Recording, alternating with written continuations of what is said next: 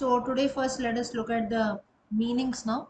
One Kanda 1.1.127. We were looking at names of fire that were there. Few we had already seen. Uh, 1.1.127 from there. Ashrayashu. I've told you only the breakup till Vadavanadaha. Meanings are remaining. So 1.1.127. Ashrayashaha. Ashrayashaha.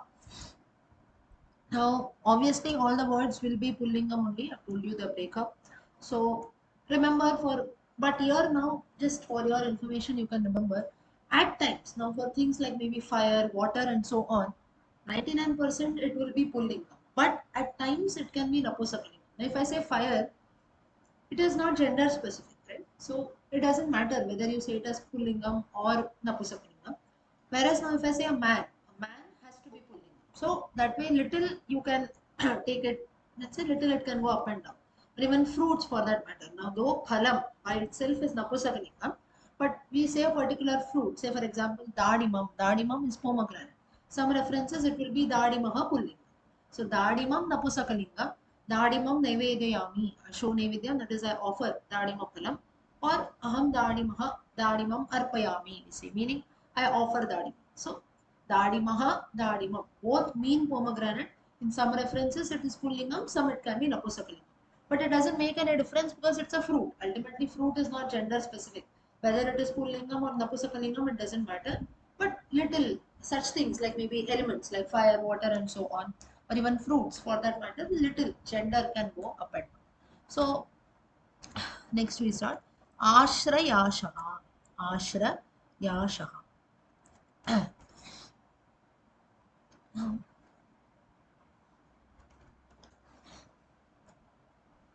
Now, Ashrayasha mainly Ashrayaha. Ashrayaha literally means shelter. Now mainly it is used ashrayaha meaning some which is dependent on something, wherein when I say I take ashray, that means I take shelter of something, that is ashrayasha. Now in the context of the fire, what it is used is, now fire is a place wherein you can say what now if you have to offer something or sacrifice. So fire is like a means of reaching towards God. Now say for example all of us do some different homas, yajnas, sacrifices. It is a means of reaching God, or it is a means by which our offerings or whatever we wish to, our prayers also, they reach God. So basically like a medium you can consider, that is also in this context you can consider for ashraya. So that is another meaning. So ashrayashaha meaning that which forms or which is like a shelter or which is a means through which prayers are answered or through which offerings are made. That is one thing, ashrayashaha.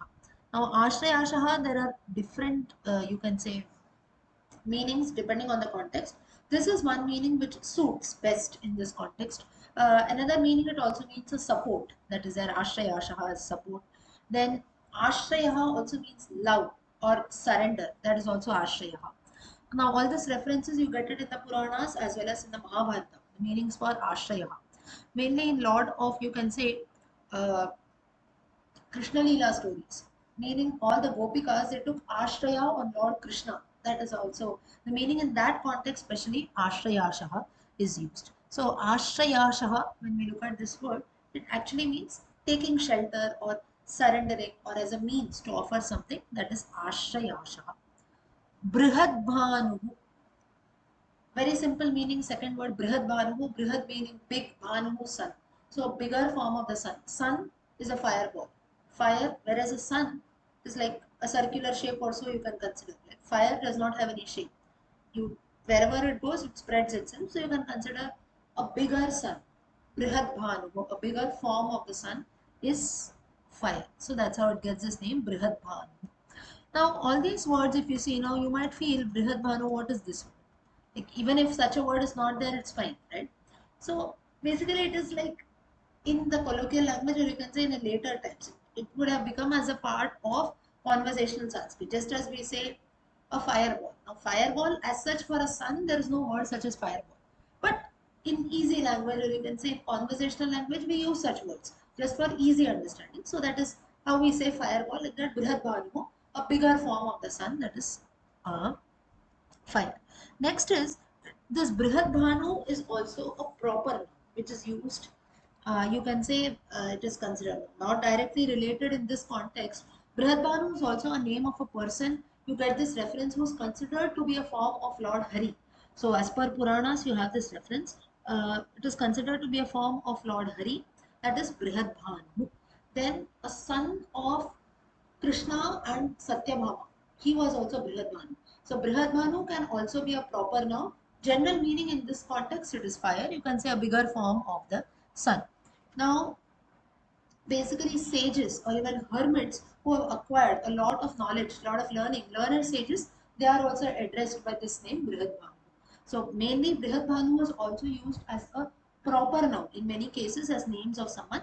In general, it is another name for fire. Brihadbhanu. Next is Krishanu. Krishanu.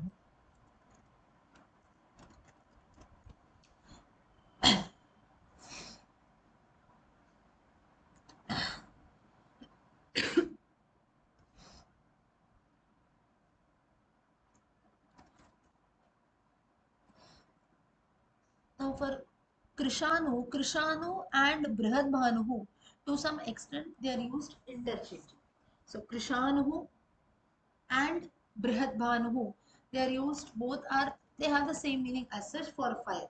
So if you want to, you can say Krishanu, a little, how you can say, as such, it has not got any specific meaning. The course of time, it was used in many references for a fire, Krishanu. That's how it got its name. So that is also one meaning that is there. One general meaning you can consider for Krishanu, especially I think children also at times, boys, sometimes they are named by this name Krishanu. Not a very common name, but still they are named. That means this Krishanu, you can say it has got significance in Jyotisha Shastra. It means lot of energy.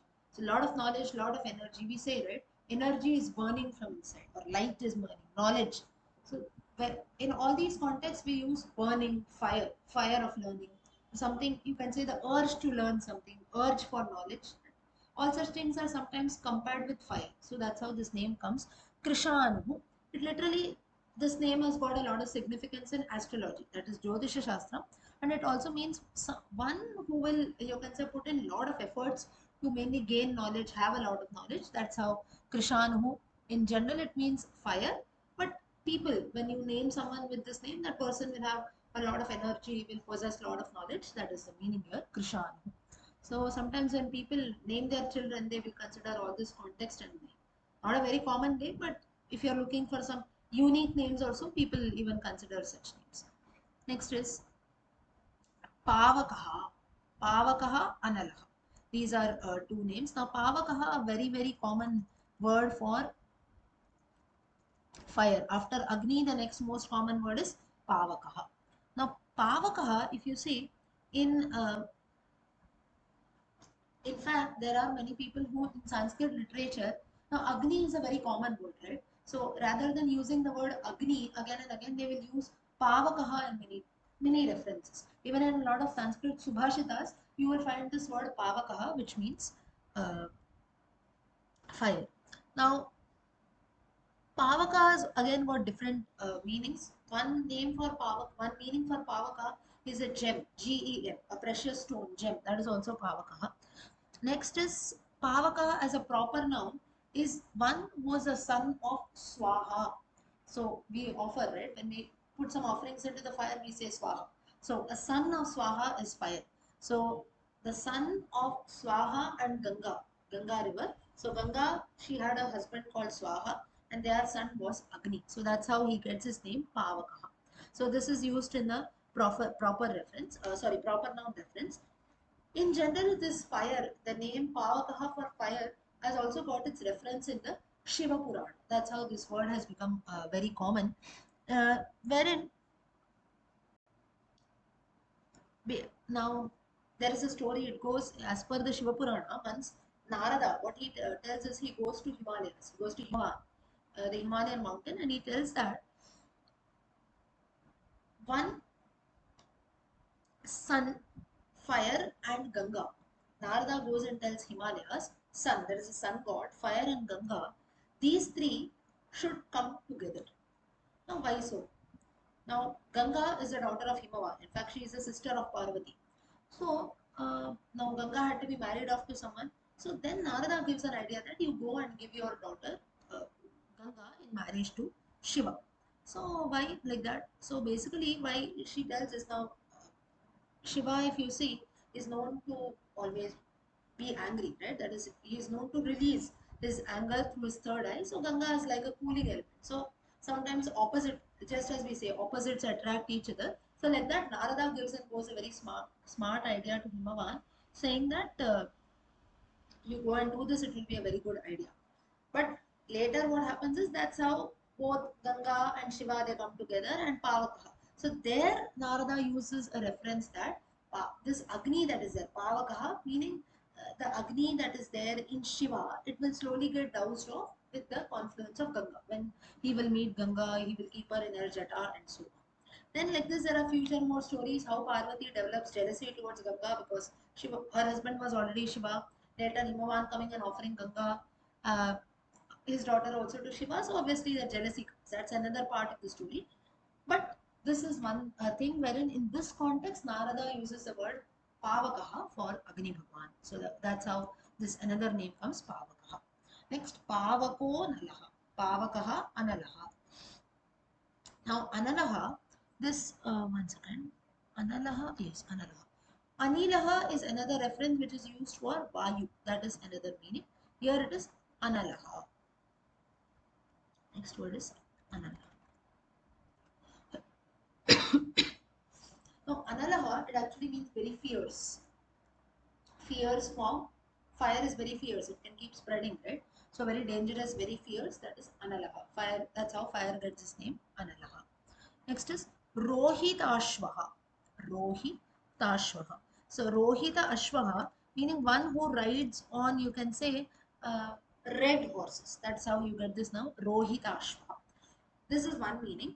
Next is Rohita Ashwa is another meaning for a person who was a son of Harishchandra. So the son, so and son of King Harishchandra, he was also called Rohitashva. So that's in a proper noun reference. But in general, if you see, and Rohitashva or some references, it is also Lohitashva. Just as we have the sage Romaharshana or Lomaharshana, R and L, at times they are used interchangeably. Similarly, here also Rohitashva or Lohitashva. So another reference is the son of Harishchandra. He was King Rohitashva, who came in the Ikshvaku Vamsha. That is, who was the ancestor of Rama. That is one reference. In this context, one who rides Rohitashva. Rohitaha meaning, you can say, very swift horses or red color, coppery brown color horses that are there. That is another meaning for Rohitashva. Now, the reference that I told you, Harishchandra's son Rohitashvaha, that reference comes in the Vishnu Purana, in case you need. Now, why I tell you with references is, we must not always speak. Now, it is a very good habit to note down things or to know things along with references for our own knowledge. It's not just that someone might come and ask us, but okay, something has been mentioned. If I tell you something, you will believe. It's not a question of believing or not believing. But when we look or when we hear something with references, maybe now none of us will go and maybe check. Okay, something has been told, whether what she's telling is it correct, true or no. Let me go and check. It's not like that, but it develops little interest to see what exactly it is. And at the same time, we are very much thorough. There is no place for any kind of doubt that comes to our mind. Will this be true? Somewhere something has been mentioned. Not only for Amarkosha, in general, I'm saying for our own study also.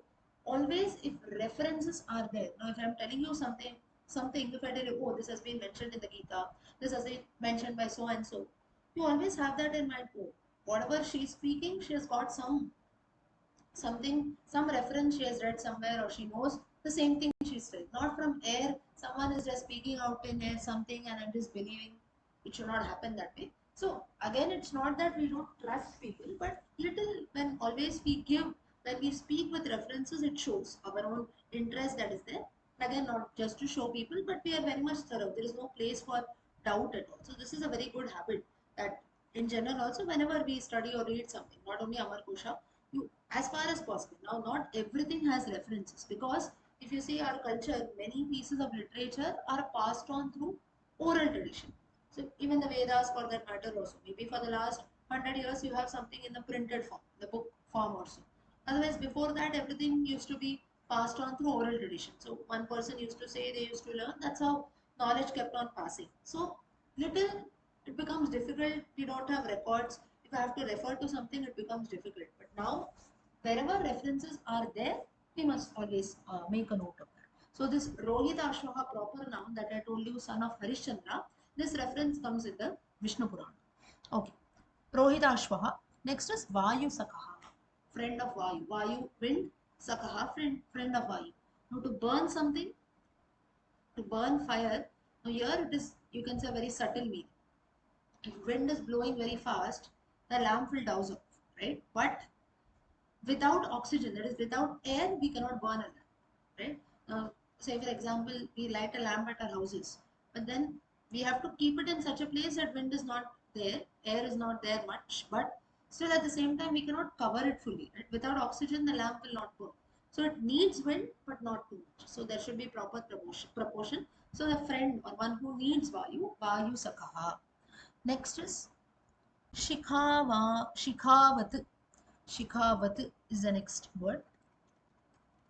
Shikhavat. Now, I don't know how much it is true, but you have this surnames, right, of Shekhawats, especially in Rajasthan. If you see, they are basically, they have come down. You can say from that is, you can say the Rajasthanis, they have this surname from the Rajputs who are there. So Shekhawats, that's how you get this surname. So basically, one who are said to be very fierce warriors. That's how they get this name. So Shekhawat is another meaning for fire. This is one reference, or you can say the most common meaning that is accepted. So that's how even the race also, the clan also got this name of Shekhawats. Now these are all, you can say, maybe you can consider just assumptions that people make. Maybe you'll not have some written references anywhere, but this is one meaning that is there for Shekhawat. Shekhawat, that is there, meaning very fierce. So somewhat you can consider similar to one word that we saw. What is that? I told you something, right? Analaha. Analaha meaning very fierce. Yeah. So Shekhawat also to some extent you can consider that. Then you also have other words also like this, like Shikhavan and so on. Shikhavan, as per the Mahabharata reference, is a name of a sage, Shikhavan. Then now this Shikhavat, very beautiful reference. First time it was used for the word Agni by Vedanta Deshika. Vedanta Deshika in his works. So now Amar Singh, we have to appreciate Amar Singh for this. Whenever he has mentioned something, now if he has mentioned about 34 names for fire, it's not easy, right? If I have to tell you something for fire, you tell me some name, okay, maximum two, three we can say. That too, every meaning should be different. Maybe now few will be little repetition, or maybe not too, you can say very interesting meaning also. Now, even if now I have to tell you the meaning of fire, okay, 34 names, I have to interpret it the right way. Sometimes it becomes difficult even from my side. And to tell you the truth, every time I decide, okay, by next Friday or next Monday comes in, whatever words you have to tell me, let me note down from before itself. I'll also little study from my side and tell you, but it never happens.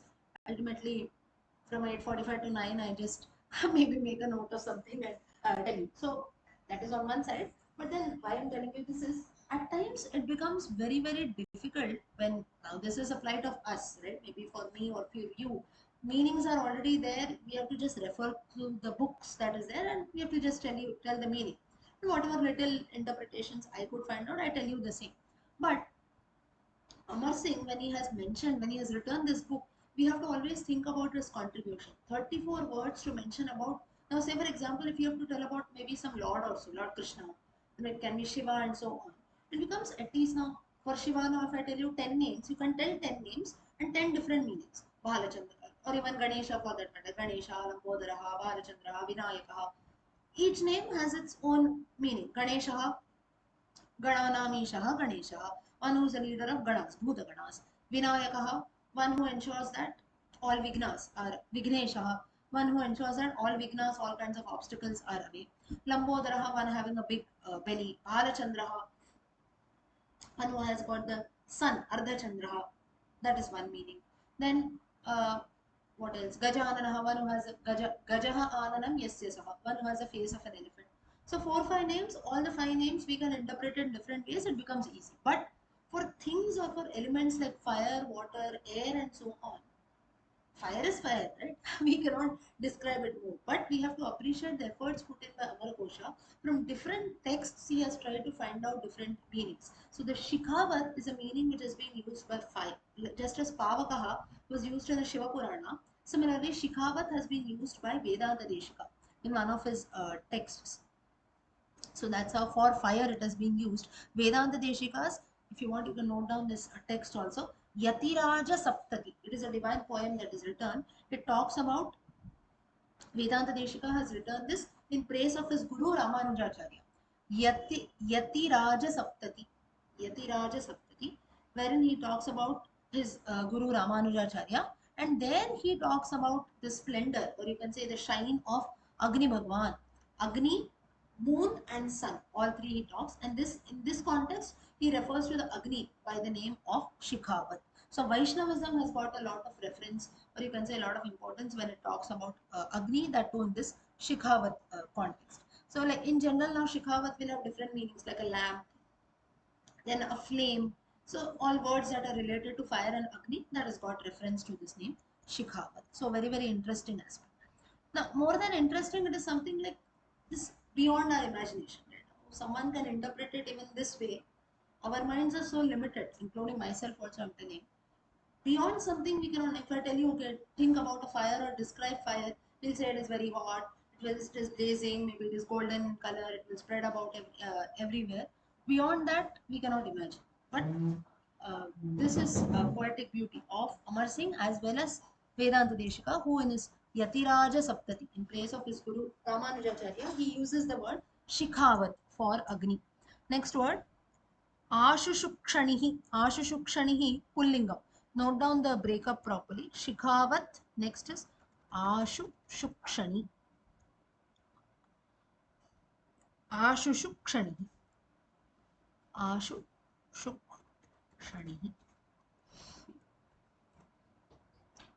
Now, Ashushukshani has got reference from the Srimad Bhagavatam. Now, you see, references are also different. Ashushukshani, meaning one who is always shining. This is one meaning, shining. So basically fire will always be burning, right? So it's, you can say flames are spread about anywhere, everywhere, and so on. Next is just give me two, I'll just have some. Yeah, so we were on Ashu Shukshani. Yeah, so Ashu Shukshani is one meaning is shining, another is one who is worshipped. So one, or you can say used as a source of worship, that is one meaning. This reference also comes in the Bhagavatam. Mantra Putani Harvishi Pratigrinhiyetat Pratyashukshanihi. If you want, you note down the reference. It comes in Skanda 8, chapter number 19, shloka number 26. 8.19.26. Skanda 8, chapter 19, 1919, shloka number 26. This line comes, Mantraputani Harvishi Pratigrinhiyetat Pritya Shukshanihi. Meaning, by chanting different mantras, by putting in different havis, that is different offerings in the form of ghee and so on. Pratigrinhi etat, that which accepts everything, all our prayers, offerings, that is nothing but fire, which is called Ashushukshani. So this is the meaning for Ashushukshani. Ashushukshani can also be considered as another meaning for wind, that is it. For wind also we use this word. Most commonly it is used for fire, but at times it is used even for wind. Okay, next is Hiranyareta. Okay, till here is everyone following? Yes? Yes? Okay. Okay. Hiranyareta.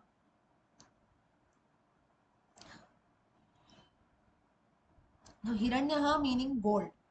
Hiranyareta, in general, if you see, Hiranyaretasaha is another name for Lord Shiva. Meaning, one, Hiranya, it also means Prakriti. That means this nature. And the seed of Prakriti, or you can say the cause of Prakriti, is Lord Shiva. So that's how he gets this word Hiranyaretas. This is one meaning. But Hiranyareta in this context, it is used for different forms of Agni, that is different forms of offerings that are there. Uh, so Agnidra, Yajnabahu, Hiranyareta, Medhatiti, these are all different kinds of offerings that are made. So basically it is nothing but the different offerings that we put into a sacrifice. Havis that we do. Havis is while chanting mantras, we put in different offerings. That's how the meaning comes for Hiranyareta. Hiranyareta is also another used for Surya, Hiranyareta, where we say. So Hiranyagarbhaya Namaha. So that is also one meaning. So for sun also we can use, for fire also we can use. So in general, if you see something very bright, something which is a cause of the world is Hiranyaretasaha, Lord Shiva. Hiranyagarbha for the sun god, one which is very shining or has, you can say, a very apt meaning will be one which has got the power of encompass. Encompassing is to put everything inside it. Now fire, anything that you put inside it will be burnt, right? So even until and unless you pour water, the fire will always, so where you put a living being or a non-living being, anything that falls into fire will burn into ashes. So that which has got the power of reducing, or you can say showing itself at the top or showing its power, that is nothing but fire. So that is the meaning of Hiranyaretaha. Now Hiranyareta, it has again got different meanings. Name of an asura was also Hiranyaha. Then Hiranyam also means gold. So that which is very much shining, or you can say golden in color. Like this, there are different references. For Lord Shiva, you have the name Hiranyakashipu, the Rakshasas, Hiranyaksha. So like this, there are different names. Hiranyam is another name for also the Shaligrama stones. Now there are different types of Shaligrama stones. One category is also called Hiranya. So that which has got a lot of power in it, that you can consider as a simple meaning for Hiranya.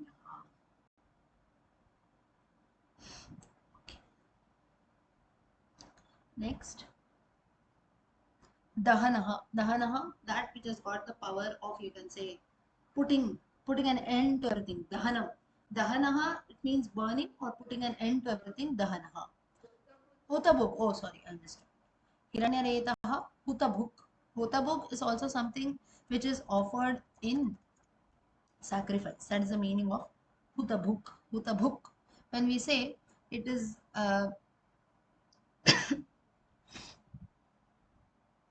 that.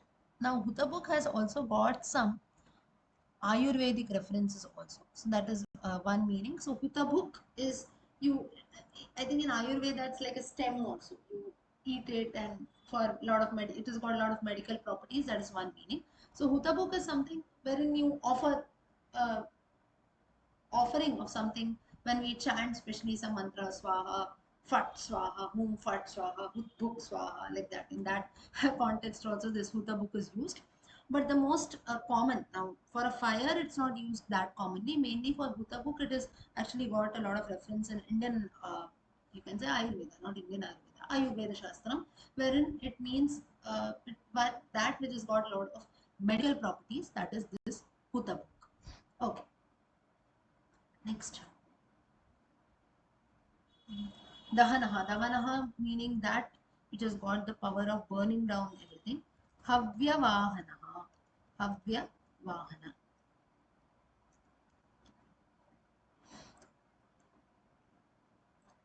Havya Vahana, again, that which is which has to be invoked.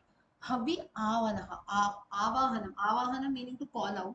So meaning you can say that which is bought into. So Havis is again offerings in the form of ghee or so that we put in by chanting mantras. So fire is formed. Now, whenever a sacrificial fire is burnt, it's not that you just we just directly put anything into fire, right? And we don't directly maybe burn it with a matchstick or a candle also. We don't do that. There's a certain way of even lighting the sacrificial fire. So that is the way to do that. Havyavahana, that which is risen by, you can say, or that which grows by putting lot of offerings that are there. That is Havyavahana. It is Havyavahana. Okay. Next is Saptarchihi. Saptarchihi. Saptarchis Damunas.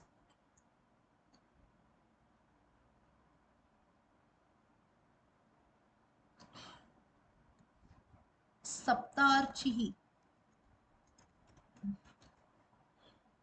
Now, Saptarishi is different. Some people get confused here. Saptarchihi, Saptarishi. Now, it's not actually, you can say, something to be confused about.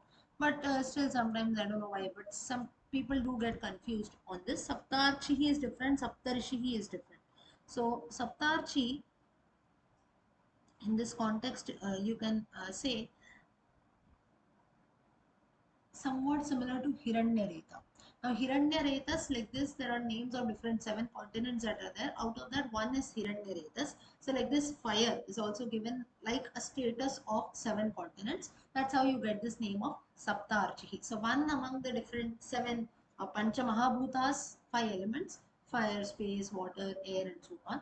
Out of that, one which is there, like the next you have the mind and the intellect also, karmendriyas, jnanendriyas, and the pancha mahabhutas, or you can say the five sensory organs. So like this one which has got a lot of importance in the prime seven.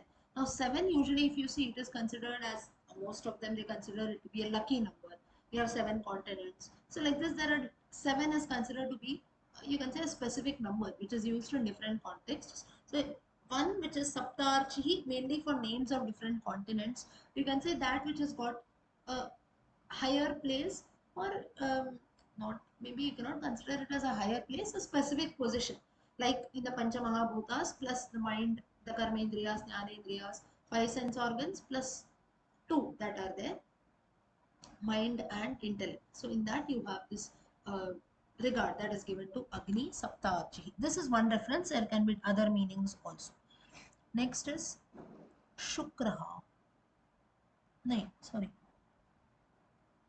Damunaha Shukraha Chitrabhanu. Next is Damunaha.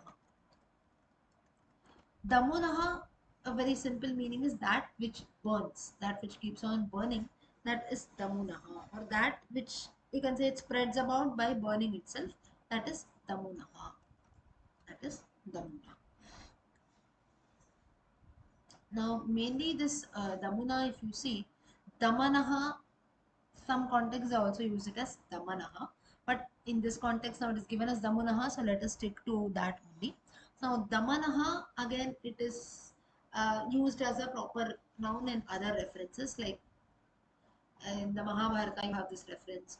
Then in the Mahabharata, mainly you have a lot of references. You can say one who got into conflict with Bhima, a sage who met Bhima, then brother of Damayanti, Nala Damayanti, the famous Sanskrit story that is there. So there also you have this reference for Damana. That is different. Damunaha in this context, mainly this, now Damunaha is a word which is used for fire, and Damunaha, it's mainly a, I think, a word which is used in a southern language. Southern language is it belongs to the Dravidian family of languages. If I'm not wrong, I think in Kannada, or anyone knows Kannada here? Kannada, what do you call for fire? Is it Damuna? I'm not very sure. Sri Vidyaji, are you aware? Any idea? No? Okay, I think in Sri Vidyaji, what do you call fire in Kannada? Pinky. Okay. Any idea what is Damuna? Have you heard the word? No. Okay. But yeah, so basically it is Damunaha, this word is used in one of the Dravidian languages. Now, Dravidian or Aryan, when we say Aryan languages, is usually the north side languages and Sanskrit, that is it. So that which has the base for Devanagari script, they will all be the Aryan languages.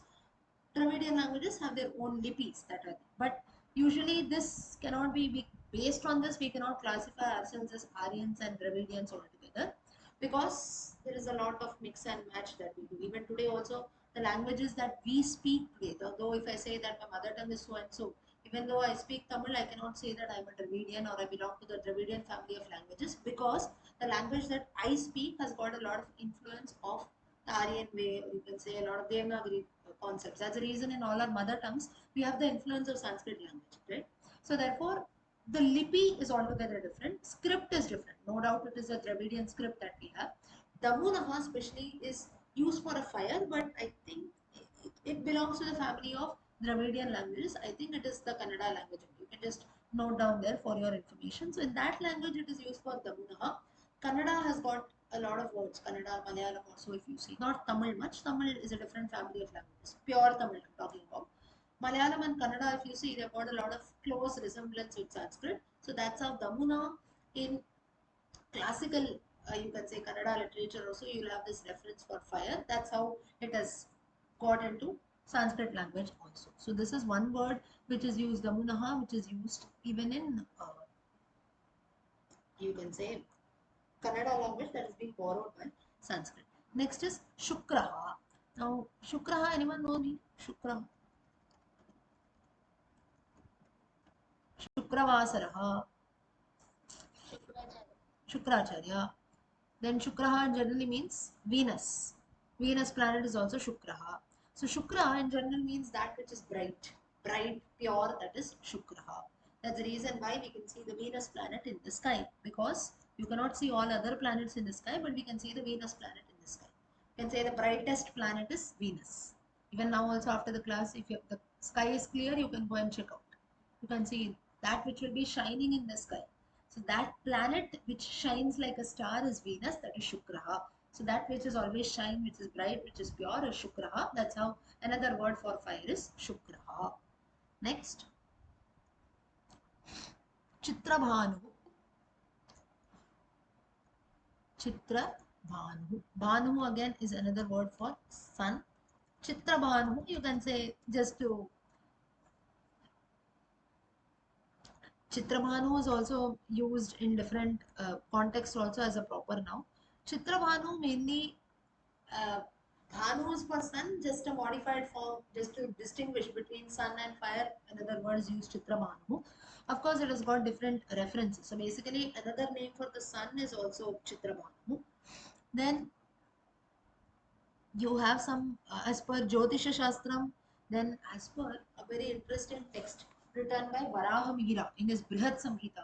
Brihat Samhita is a text written by a person called Varahamihira, wherein he writes a lot about astronomy, Jyotisha Shastram, and he also includes a lot of geographical aspects. So, how to find out water. He talks about different water harvesting, rain harvesting methods. So, all that he includes there in his Brihat Samhita. There he refers to fire as Chitrabhanu. So this is another meaning wherein it is included in the Amarkosha, Chitrabhanu. Next, Vibhavasu. Next is Vibhavasu. Now, Vibhavasu, it again is a cause of something. So, like Hetu, as we say. So, Vibhavasu, if we have to put some offerings or some prayers also, the fire seems to be like a cause. So, it is a means to reach the Lord. So, Vibhavasu is a, you can say, a means of reaching something. Okay. Next is, yes.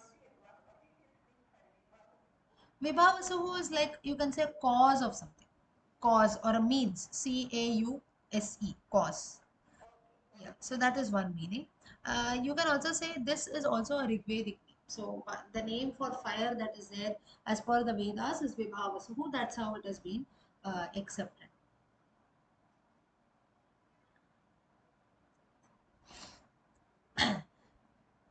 Now for Vibhavasuhu, there are many meanings. If you want, you can just note down something. As per the Rigvedic reference, you have Vibhavasuhu. Then you have for in the Gita, the Mahabharata. So in many texts, because this Vibhavasuhu name has been used in the Rigvedas for fire, in many other texts also it has been used as it is for fire. Okay. Next is Shuchihi. Right? Shuchihi again is that which is very pure. Now fire is always considered to be a symbol of purity. That's the reason we do all our rituals, be it a marriage, be it Upanayana Samskara, be it a small puja that we do at home, or even friendship that we do. The Agni Pariksha is done. Right? You can say Agni Pariksha, Sita's Agni Pariksha, or Sugriva, Rama became friends in front of fire. So that which is considered to be a symbol of purity. Shuchi Chinnham. In some references, we'll have this. Chinnham is symbol, Shuchi purity. So that which is considered to be a symbol of purity, Shuchi Chinnam, Shuchihi. So Fire, another word for that is Shuchihi. Next is Apitta. Apitta is one word which is Napusakalingam for Agni. Apitta.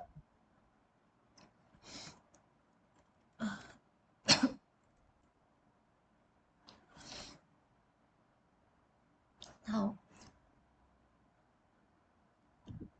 Apitta, it has also got reference in the Rig Vedas. Now, exactly in the Rig Veda, you can consider little as per uh, you can say in some Puranas. Another meaning for Apitta, it also is used for the mind, especially Manasaha. So one who has got a very fixed or concentrated mind, that is Apitta. That is you can say common meaning. Now for fire, it is not used much. In hardly a few references, it is used Apitta. So how here you can say interpret it is if you see. mm, Pitta has another, just for your information and interesting aspect. In Dhanurveda Shastram, Apitta was used as a kind of weapon. It's an arrow wherein sometimes to attack an army, what the warriors used to do is they used to apply poison on the tip of the arrow, that is on the part which is pointed, and then they used to shoot it. That is also called Apitta. So that arrow which is being poisoned, that is Apitta. That is one difference. In this context, mainly you can consider now, especially those who want to concentrate their minds also, you see sometimes, or even if you have attended this yoga or meditation sessions, they'll say just close your eyes and imagine like there's a flame of light, right? Or sometimes to focus or our mind also, in general, if you've seen some this meditation sessions also, you would have always seen a flame of light. Has anyone seen that flame or a lamp burning? They tell you to imagine, right? Has anyone come across such things? And when we listen to some those meditation chants, also you can see, right, those lamps sometimes. No one? Yes, they use that, right? So that basically, so that is also used in this context mainly to fix our mind or to concentrate or to focus upon something. That fire which comes, it may not be real, you can say physical fire, something which is burning, maybe we imagine in our minds also. So in fact, if you say inside our body also, every part fire is burning, right? So inside we have gastric juices, fire is there. Everywhere there is fire. That's the reason our bodies are always hot. We are hot blooded, right? We are not cold blooded. Except for winter season, skin gets cold. Apart from that, always you touch your body, it will be hot. Rather, it should be hot. So that heat or fire is always there in human beings. That's the reason why when we eat something, we feel it is spicy, right? Then you drink water, it becomes more spicy. Then we say, no, I don't want water, you give me something sweet. Because of that sweet, what happens? The body's heat reduces. We say body heat, right? Body releases a lot of heat. So it's not only sweat that is there. Apart from that, humidity is one thing. Apart from that, also there is body heat. Our body releases a lot of heat that is there. So that is also a pitta. You can say a very simple meaning of apita is that which is, it need not always be only physical fire which we see burning in front of our eyes. It will be something which is there maybe inside our bodies, or maybe we have to think on something, to focus upon something, that is also apita. So with this the words for fire end. Last three words that are there: Aurvaha, Aurvaha, Vadavaha, Vadavanaha. Now, as such, they have not got any meaning. Submarine fire. That which is present deep inside the ocean, that is called Vadavanaha or submarine fire. So, you can just note down Aurvaha, Vadavaha, Vadavanaha. These three words are there for submarine fire. Okay. Did everyone note down till here? Could you follow? Yes? Yes. Ah, yeah, Rajan.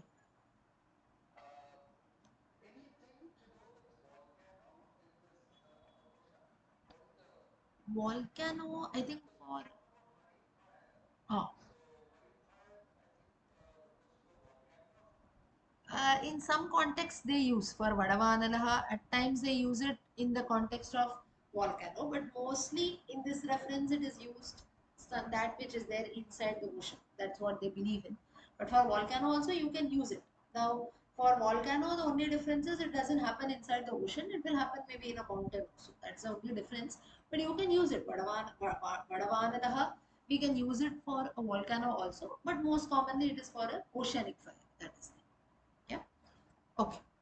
So, yeah, next time we'll continue further. Okay, now let's continue with Sarga. Sorry. Kanda 2.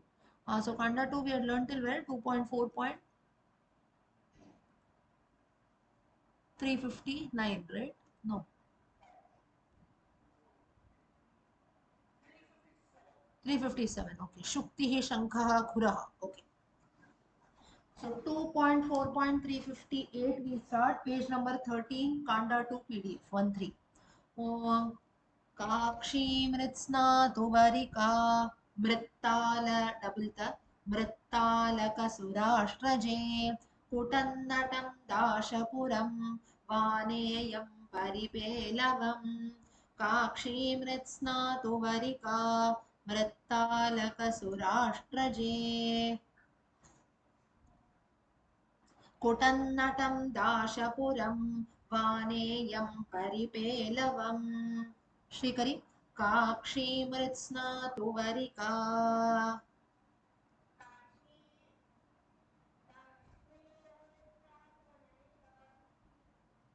मृत्तालकसुराष्ट्रजे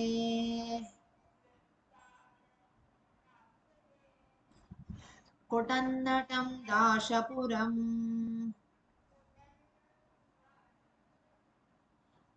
वानेयं परिपेलवम्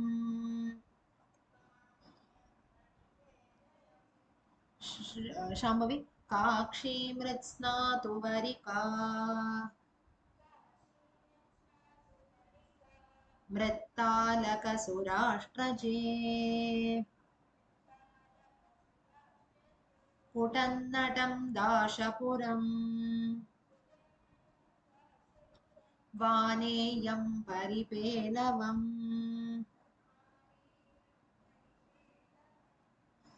काक्षी मृत्स्नातु वरिका मृत्तालकसुराष्ट्रजे कुटन्नटं दाशपुरं वानेयं परिपेलवम् प्लवगोपुरगोर्नर्द Gonarda कैवर्ती मुस्तकानि च ग्रन्थिपर्णं शुकं बर्हं पुष्पं स्थौणीय कुक्कुरे प्लवगोपुरगोनर्द कैवर्ती मुस्तकानि च ग्रन्थिपर्णं शुकं बर्हं पुष्पं स्थौणीय कुक्कुरे Shriram प्लवगो sorry प्लवगो पुरगो नर्द कैवर्ती मुस्तकानि च ग्रन्थिपर्णं शुकं बर्हं पुष्पं स्थौणेय कुक्कुरे श्रीविद्याजी प्लवगो पुरगो नर्द कैवर्ती मुस्तकानि च ग्रन्थिपर्णं शुकं बर्हं पुष्पं स्थौणीय कुक्कुरे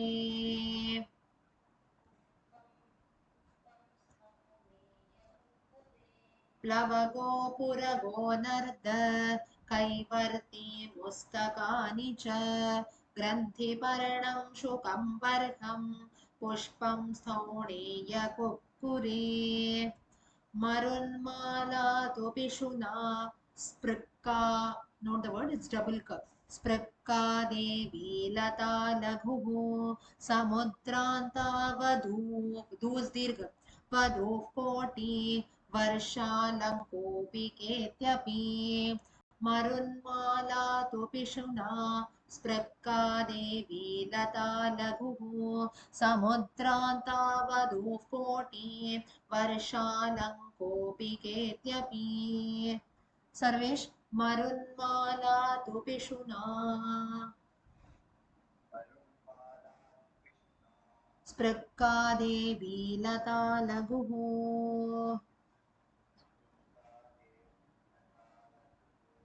समुद्रान्तावधूः कोटि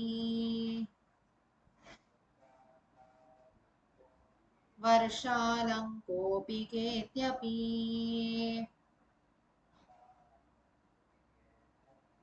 वसुधा मरुन्माला तु पिशुना स्पृक्का देवी लता लघुः समुद्रान्ता वधूः कोटि वर्षा लङ्कोऽपि केत्यपि मरुन्माला तु पिशुना स्पृक्का देवी लता लघुः समुद्रान्तावधूः कोटि वर्षालङ्कोऽपि केत्यपि तपस्विनी जटामांसी जटिला लोमशामिषी त्वक्पत्रमुत्कटं भृङ्गं त्वचं चोचम्बराङ्गकम् तपस्विनी जटामांसी जटिला लोमशामिषी त्वक्पत्रमुत्कटं भृङ्गं त्वचं चोचम्बराङ्गकम् राजन जी तपस्विनी जटामांसी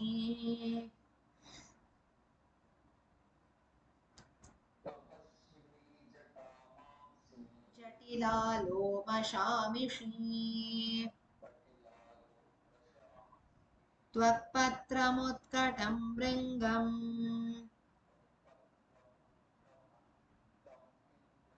त्वचं चोचम्बराङ्गकम् दीपा जी तपस्विनी जटामांसी जटिला लोमशामिषी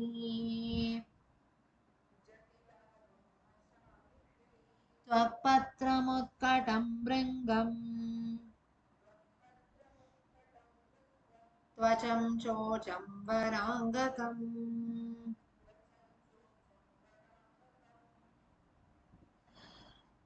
तपस्विनी जटामांसी जटिला लोमशामिषी त्वक्पत्रमुत्कटं भृङ्गं त्वचं चोषम्बराङ्गकम् कर्चूरको द्राविडकः काल्पको वेदमुख्यकः ओषध्यो जातिमात्रे स्युः स्युः ब्रेक् से विसर्ग अजातौ सर्वमौषधम् कर्चूरको द्राविडकः काल्पको वेदमुख्यकः ओषध्यो जातिमात्रे स्युः अजातौ सर्वमौषधम् अलमेलुजी कर्चूरको द्राविडकः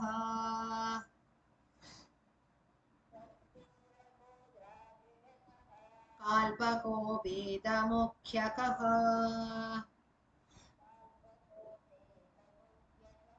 ओषध्यो जातिमात्रे स्युः अजातौ सर्वमौषधम्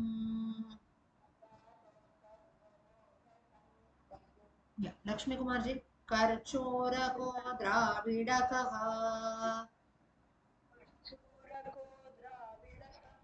काल्पको वेदमुख्यकः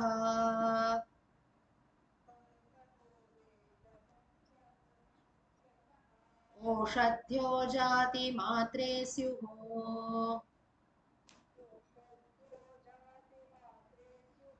अजातौ सर्वमौषधम् कर्चोरको द्राविडकः काल्पको वेदमुख्यकः ओषध्यो जातिमात्रे स्युः अजातौ सर्वमौषधम् We will stop here. We have learned till 2.4.367. शुक्लाम्बरधरं विष्णुं शशिवर्णं चतुर्भुजं प्रसन्नवदनं ध्यायेत् सर्वविघ्नोपशान्तये सरस्वति नमस्तुभ्यं वरदे कामरूपिणी विद्यारम्भं करिष्यामि सिद्धिर्भवतु मे सदा गुरुर्ब्रह्मा गुरुर्विष्णु गुरुर्देवो महेश्वरः गुरुः साक्षात् परब्रह्म तस्मै श्रीगुरवे नमः. Okay, so last time we saw the meanings of Agni. Today we'll just continue little, then we continue.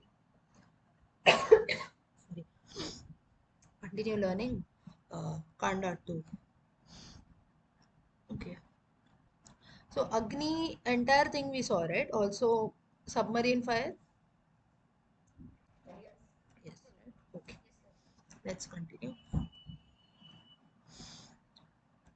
Now, just one.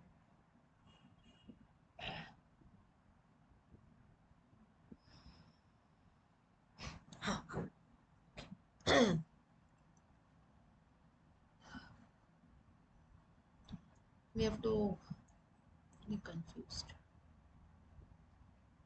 We start with flame, right? Yes. Okay. Yeah. Hmm. Okay, so now for these words that are there, the next few words, that is flame, and that is 1.1.132 till 1.1.135. As such, we don't have the meanings. Meanings in the sense now, for a meteor, meteor is the uh, you have the heavenly body that falls, or you can say star that is there. That then for a spark, for a burn, something is burning, something is there is a flame. So for all such words, as such, you don't have any context that is there, but I'll just tell you the breakup so you can note down the breakup. So Agni Jwala, from there, Agni Jwala is flame. For that, the words, second,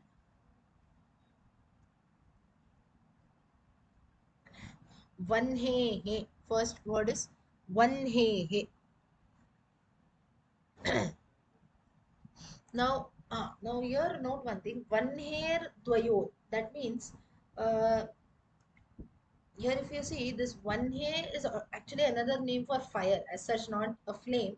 So therefore, sometimes it is included in this jwala, that is flame meaning, or else it is just in general used for fire. So we don't consider this to be a part of this line.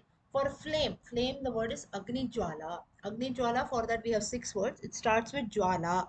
Jwala, Strilingam. Sometimes it is also used as Pullingam. Jwala, if we say. Like Deepa Jwala. So at that time it becomes Strilingam. Some people also say Deepa Jwala, so it becomes Pullingam. So first word Jwala. Next is Kila. Kila is again Strilingam or Pullingam, both. Kila. These are all, we have six words for flame. Flame, fire, flame. Jwala, Kila, Archis. Archis is a Sakaranta Shabda. Archihi is the word. Archis is the original word. Then Heti. Heti, T is small. Hetihi, Strilingam. Strilingam. Now these words are Strilingam. Make a note of this. Strilingam. Hetihi, Strilingam. Shikha, Striyam. You see the word, so it indicates that it is Strilingam.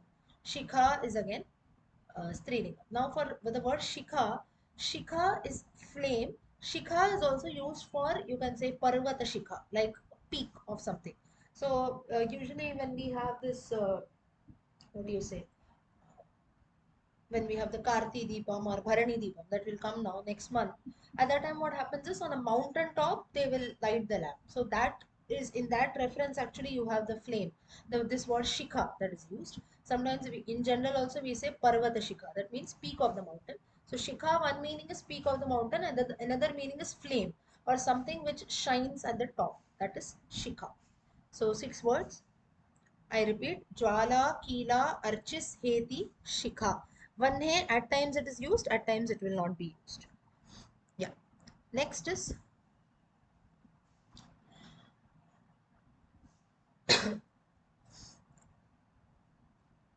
Trishu Spullingaha. Trishu meaning this word that is there. Next is two words you have for spark. That is there. If something is now in Diwali, when we light crackers, also we say sparklers, right? That means something with sparks. Or even an electric, sometimes you get a, when you on a switch, you get a spark. In that context also you can use this. So for spark, spark is called kanaha. For your reference, if you want, you can note down kanaha. Agni kanaha. Agni kanaha meaning spark, fire spark. So for that we have two words, Santapaha, Pullingam, sorry, Spulingaha and Agnikanaha. Trishu. Trishu meaning this word can be used in all the three genders. Pullingam, Strilingam, Napusakalingam. Spulingaha, Agnikanaha meaning spark. Spulingam, Agnikanaha meaning spark of fire. And two words for tapaha meaning burn, Agni tapaha. For that you have two words, Santapaha, Sanjwaraha. Samau meaning same, both mean the same. Santapaha, Sanjwaraha. Now this Pulingaha that is there, it is the previous word that I told you. Spulingaha and Agnikanaha. Agnikanaha is Pulingam. Spulingaha, if you see, it is not a noun, it is a Visheshana, an adjective. Or in English, just as we say like an adverb also. Burning. Or it also is used as an adjective. A lamp, a burning lamp, like that. So this Pulingaha meaning something which is lit up, something which is burnt or brightened. That is this Spulingaha. So in Sanskrit, it is not a nama, it is not a noun, it's a Visheshanam. So you can add there, it does not belong to any gender. It depends on the word that is there. Now in Sanskrit, there is one aspect, few of you might be knowing. Adjectives do not have a specific lingam. It depends on the word, on the noun that is there. For example, balakaha, ekaha balakaha, one boy. Eka balika. So depending on the lingam, the word changes. Ekam pustakam. So ekaha, eka, ekam. Meaning is the same, but depending on the lingam of the main noun, the adjective changes. So in this context also, this Spulingaha, meaning something which is shining, something which is burnt, that is used as a Visheshanam. So Spulingaha is Visheshanam, Agnikanaha Pullingam. These two words are for spark. Next is burn, that is something Agni Tapaha. If we say fire is burning, for the two words, Santapaha, Sanjwaraha. Both are Pullingam, meaning to burn. Next is, uh, uh, now what do you call? Sorry? Archis is Trilingam. Previous line, right? Archis is Trilingam. Yes. Yeah. Next is now you have Ulka and so on. So Ulka is usually used for a meteor that I told you. So a falling star, as we say in Hindi, Tootta Tara, right? So that is also actually a ball of fire only that falls, or a star, but still it is also considered to be like a fire. So that also you it falls in this context. For that you have one word that is there, Ulka. Ulka meaning Ulka is Trilingam. So like a meteor you can consider. Ulka, meteor. Next is one more word for Rajan Jete.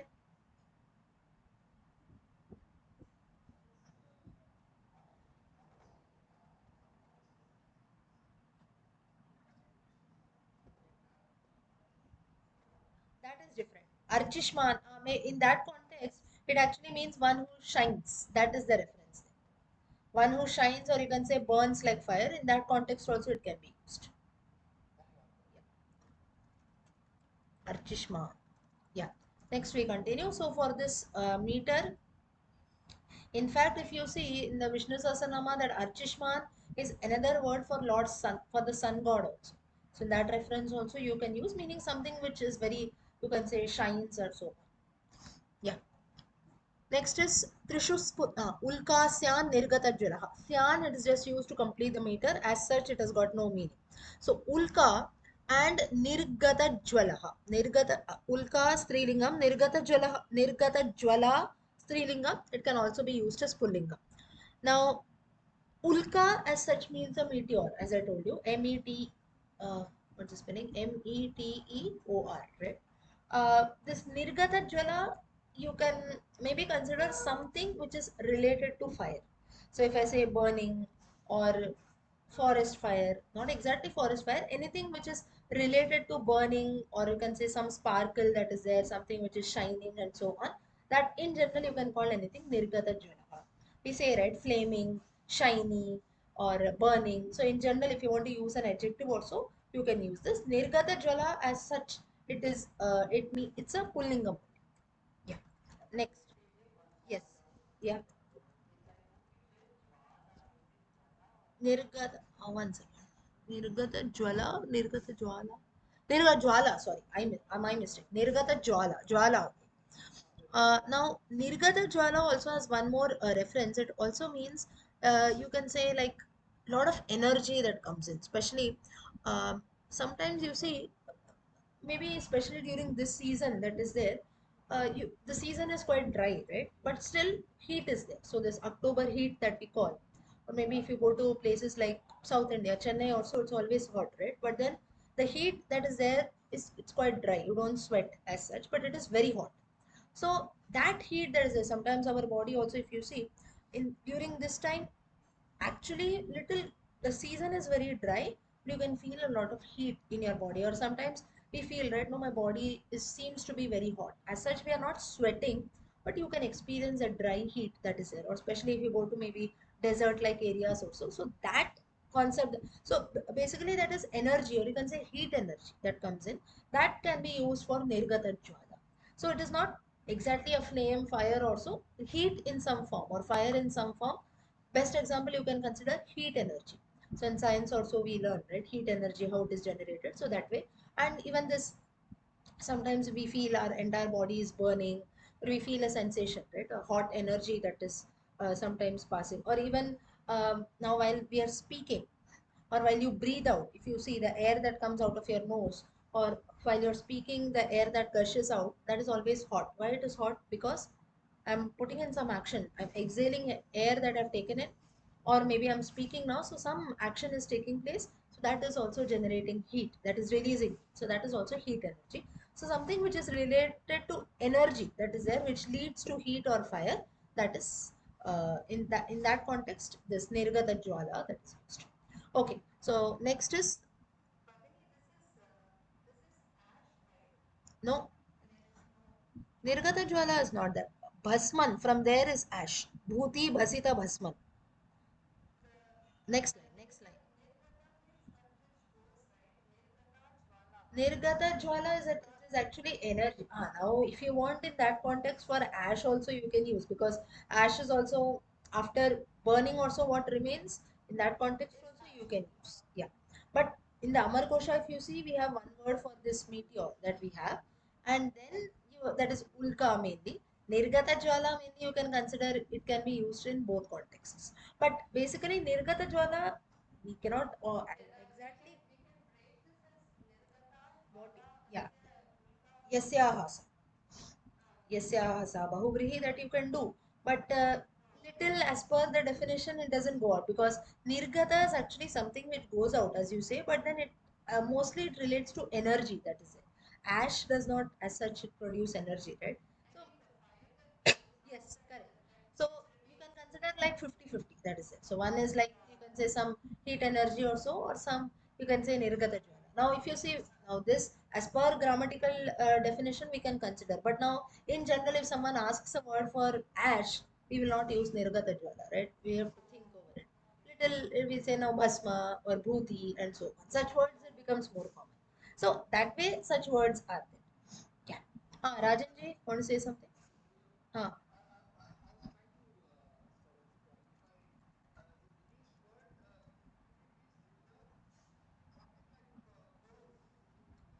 That also you can consider. Yes, heat. Correct. That way you can consider. Yeah. So basically, embers. Correct. So basically, Nirgata Jwala is a word wherein, as such, we cannot see fire that comes out. It releases some form of energy that is there. So it is. It can be in the form of ash or coal or whatever it is. So some heat energy that is felt about. So like I gave you an example of carbon dioxide also that we release. Right. Okay. Next is now for Bhasma. We have got five words. Bhasma is nothing but ash. So note down the breakup. Uh, Bhasman is for one second.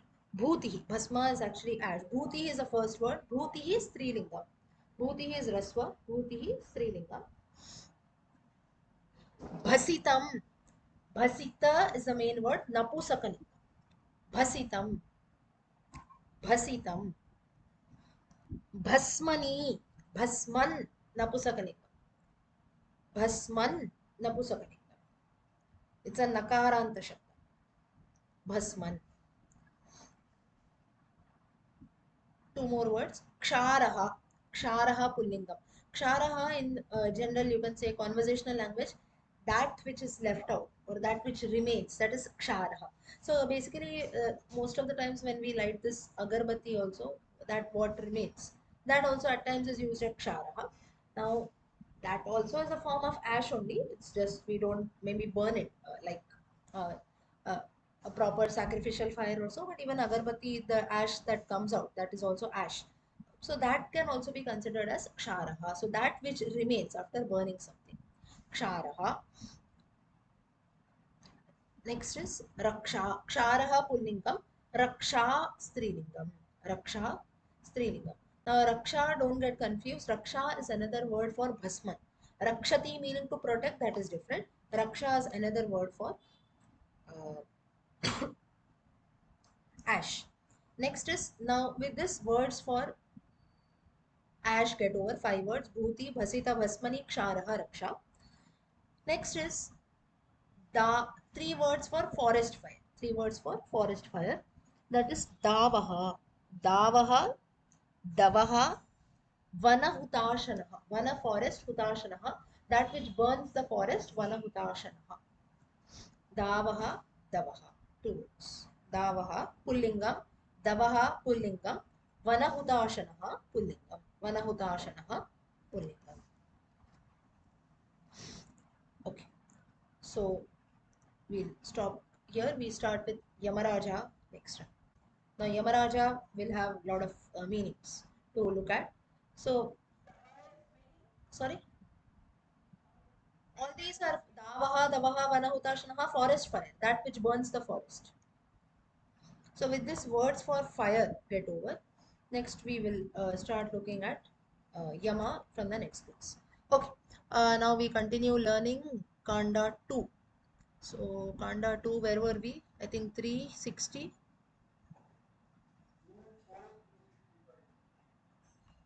26, no, we started, right? 363 we finished, right? Samudraanta Vadufkoti. I think, no. Tapaswini Shakakyam is 368 we have to start. 2.4.368 we have to start. So all of you can take out the text. Kanda 2, page number 14 of the PDF. 2.4.368. शाकाख्यं पत्रपुष्पादि तण्डुलीयोल्पमार्षः. Okay, before that, I wanted to ask. I hope all of you are finding these Amarkosha useful. I hope you are learning something and going every time. Yes? Uh, so it is, yeah. Why I'm asking it? Yeah. Because Amarkosha is such a text which we don't, maybe now if there are people, if you are pursuing Sanskrit also, or maybe you write something in the language, then it becomes handy. Others, maybe you learn it now. For students also it will be useful. Apart from that, elders, you're learning out of interest, it is fine, but there will not be much of application. That is there. We do learn, but then it will always be useful. It is no doubt useful, but then little you have to put in more efforts here, because usually when we read learn some religious literature also, or in general when we learn something else, we maybe now if there is some occasion also we will chant that. Okay, I've learned the Gita. Okay, maybe someday I will open it, I'll chant it, I'll read the meaning, something like that. It happens. The case of Amarkosha, what happens is, when will I do? What will I do? There's no occasion. So little it happens. So here, that's the reason why you have to put in more efforts. And if you now would have seen, right, it takes one word, the least that we can do. Amar Singh has contributed so much for Amar Kosha, for one word, for Agni, almost 34 words, right? Each word, maybe one or two words, they were quite similar. Apart from that, you have that too similar, they're not same.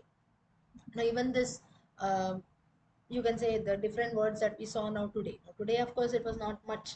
Now, for a flame, also, you will not have different context meaning that is there, but still, there are a lot of words. So, if you ever think about the efforts put in by Amar Singh, we cannot even imagine, right? Now, if you someone asks us to tell a word, we might tell one, maximum two, not more than that. If someone asks beyond that, also we'll feel irritated. Right? I told you two words, you write that.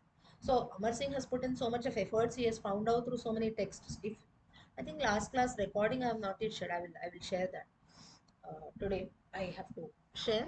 But in that, I think most of you were there. So I told you about the words for Agni that are there. That too he has used from so many references, so many contexts. So it is not that easy, and that too not from normal text like maybe the Ramayana, Gita, Mahabharata, or so on, or something which is easily available.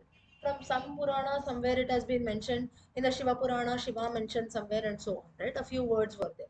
So like this, if so much efforts he has put, the least that all of us can do is at least know that such a word exists. Forget about even getting to know in detail and so on. At least knowing little about okay, such a thing exists, and so much efforts have been put in. So much he would have studied, right, to get to know about all these things. So the least is we have to just keep practicing. Yeah.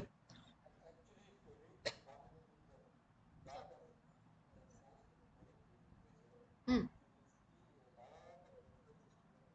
Where? Hmm. Correct. Right. References, right. So now it becomes little easy, because if you are familiar with the text now, especially Srimad Bhagavatam also, if you read with the commentary, if you have a proper meaning book, you will have a lot of references to the Amarkosha. Or sometimes when people who speak in the Upanyasakars, or even you have the Shankaracharyas like the Shringeri Acharya and so on, when they speak, sometimes they will quote a few words and last they will say Amarkoshe, meaning these words are told in the Amarkosha. So when we learn the text, it becomes little easy. You can refer to the same. Like when I told you the words for Agni, there were certain words which were used by Shiva in the which were used by Lord Shiva in the Shiva Purana for Agni. So that's how the word has got popular. It was only one or only two contexts where that word was used. In general, it is not being used, but that's how the word became famous, or something in the Rig Veda that is used for fire and so. Okay, so let's continue. 2.4.368, page number 14 of the PDF, Kanda 2.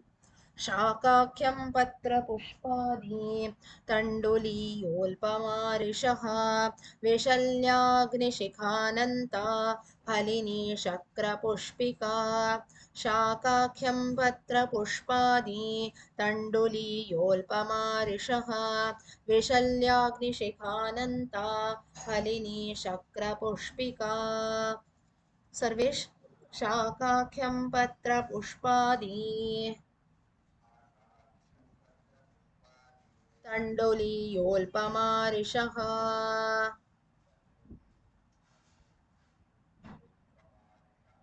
विशल्याग्निशिखानन्ता फलिनी शक्रपुष्पिका Vasudha शाकाख्यं पत्रपुष्पादि Chanda पत्रपुष्पादि तण्डुलीयोल्प मारिषः विशल्याग्नि शिखानन्ता फलिनी शक्रपुष्पिका शाकाख्यं पत्रपुष्पादि तण्डुलीयोल्पमारिषः विशल्याग्निशिखानन्ता फलिनी शक्रपुष्पिका स्याद्दक्ष, note the word, it's double the, स्याद्दक्षगन्धा छगलान्त्रया छगलान्त्रया वेगी वृद्धधारकः जुङ्गो ब्रह्मीतु मत्स्याक्षी वयस्था सोमवल्लरी स्यादक्षगन्धा च गलान्त्रया वेगी वृद्धधारकः लान्त्रया वेगी no note here tra is not full lantrya vegi jungo brahmi one second lantrya anyone has got a book also apart from the PDF? No. Okay, here you just put a star mark or something. I will just check in some other reference and confirm. Syadakshagandha Chagalan Trayavegi Vriddhadaraka. Let's stand this for now. But I think that tra should be half. Lan Traya.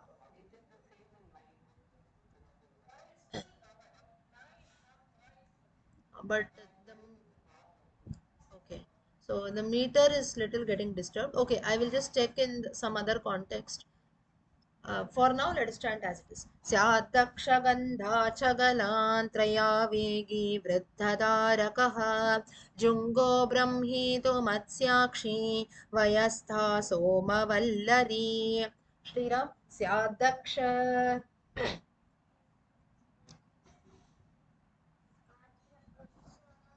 गन्धा गन्धा च गलान् त्रया वेगी वृद्धधारकः जुङ्गो ब्रह्मी तु मत्स्याक्षी वयस्था सोमवल्लरी श्रीकरी स्यादक्षगन्धा च गलान्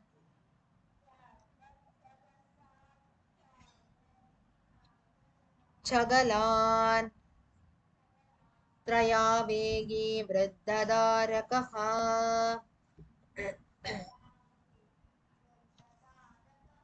जुङ्गो ब्रह्मी तु मत्स्याक्षी वयस्ता सोमवल्लरी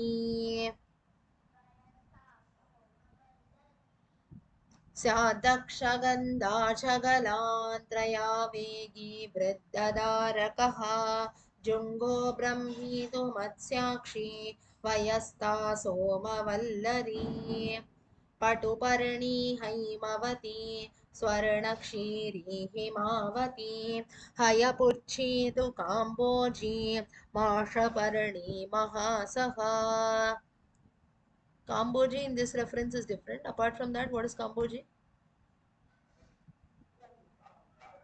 Raga. Anyone knows? Knows to sing in that raga? Kamboji raga? Yes. One Ashtapati has Kamboji. And a lot of kirtanas and so on. So Kamboji is a raga as per Carnatic. Patuparni Haimavati Swaranakshiri Himavati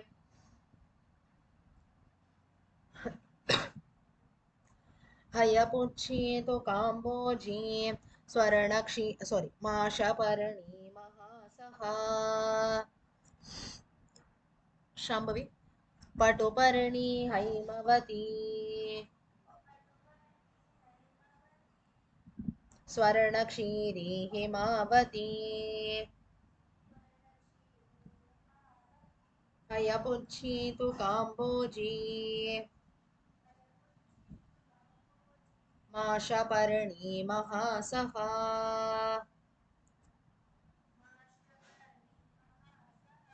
पटुपर्णी Haimavati स्वर्णक्षीरी Himavati हयपुच्छी तु का sorry श्रीविद्याजी repeat पटुपर्णी Haimavati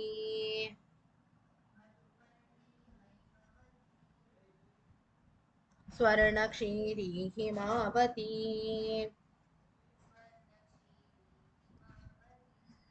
हयपुच्छी तु काम्बोजी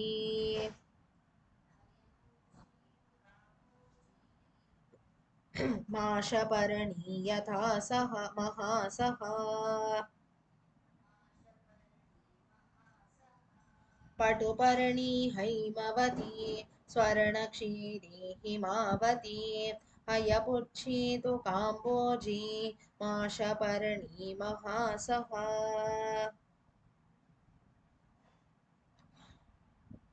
तण्डुकेरी रक्तफला बिम्बिका पीलुपर्ण्यपी Barbara कबरी तुङ्गी खरपुष्पा जगन्तिका छगलाण्ड्यावि तुण्डिकरी.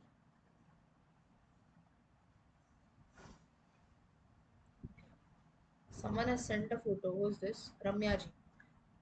In your book, it is given Chagalantya Vegi. Here it is Chagalanya. So word itself is different. So let me check once. In my book also, I will just check. I'll let you. Yeah.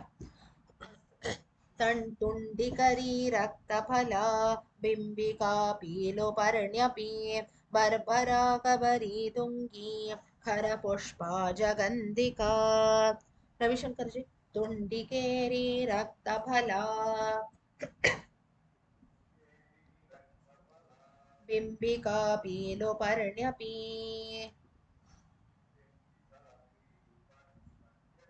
Barbara कबरी तुङ्गी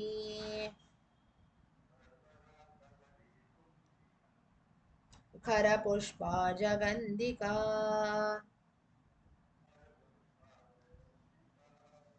Yeah, Rajan ji. तुण्डिकेरी रक्तफला बिम्बिका पीलुपर्ण्यपी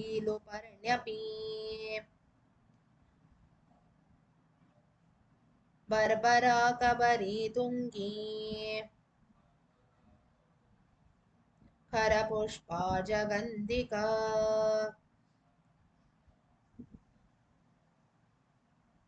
Yeah.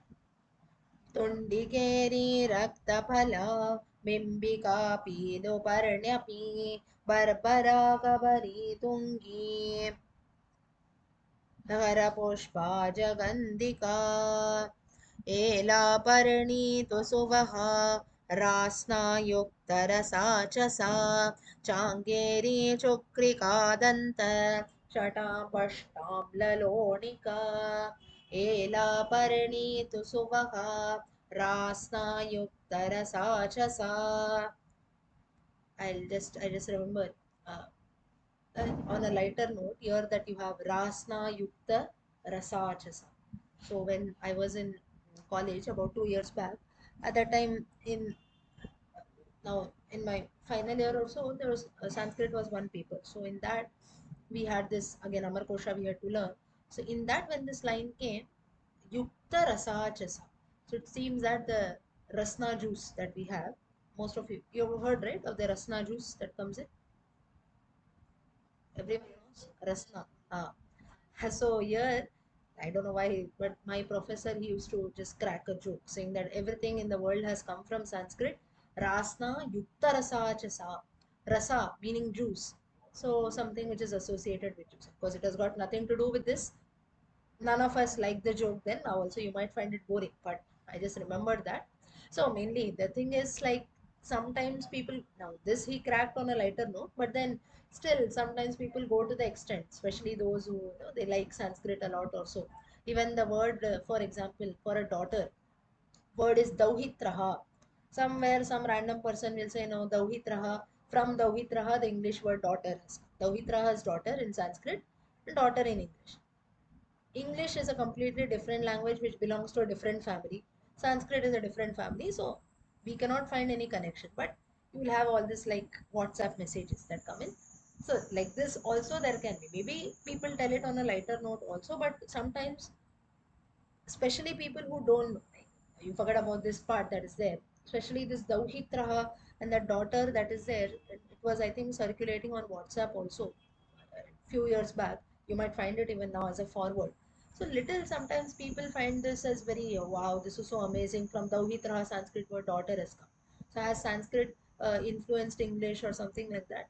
Though we might like the language, we might be spreading it, but still not at the cost of you can say just because anything comes without any research or so we can and what research you will do ultimately it belongs to two completely different family of languages. It's just Even if you compare Tamil and Sanskrit for that matter, you cannot compare, though it's an Indian language, little at least some similarity is there. I'm talking about pure Tamil, the Dravidian Tamil that is there.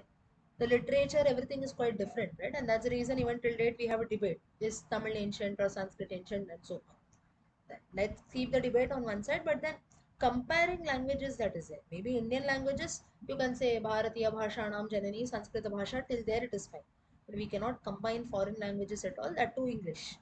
It is a completely different family of languages. So sometimes with Sanskrit, in order to, you can say, spread it or under the name of propagation, sometimes people end up doing such things also. So little we have to be careful. I'm not saying that we don't have to go and argue there. How come it is possible? Somewhere someone would have done some research, but at least till date we don't have any proof, and it doesn't seem logical also. So like this little such things we have to be very very careful, especially in case of Sanskrit and things like that. It becomes a hype very frequent. Chandrika ji.